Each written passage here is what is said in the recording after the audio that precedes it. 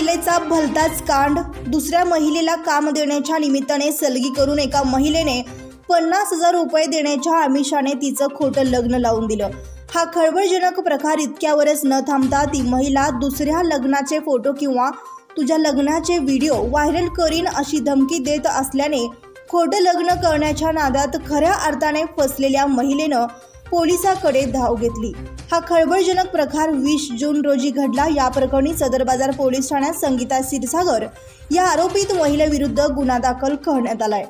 याबाबत मिळालेली अधिक माहिती अशी की 70 फूट रस्त्यावरील गेंठ्याल चौक मल्लय्या स्वामी यांच्या घरी भाड्याने राहणारी रेणुका सिद्धाराम मडघे वय वर्ष 32 हिच्या घराशेजारी राहणारी रेखा बिराजदार हिचे ओळखीची संगीता क्षीरसागर राहता लक्ष्मीनारायण थिएटर सोलापूर हिने तुला काम देते, त्या बदल्यात तुला 50,000 रुपये देते, पण मी जे काम सांगेन ते करावं लागेल असे म्हटले।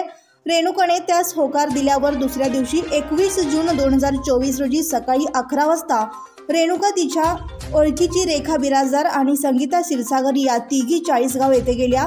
तेथे गेल्यावर प्रवीण वाणी या व्यक्तीबरोबर खोटे लग्न करायचे आहे, त्या बदल्यात तुला 50,000 रुपये देणार असे म्हणून रेणुकाची फसवणूक करून तिचे प्रवीण वाणी याच्याशी खोटे लग्न लावून दिले।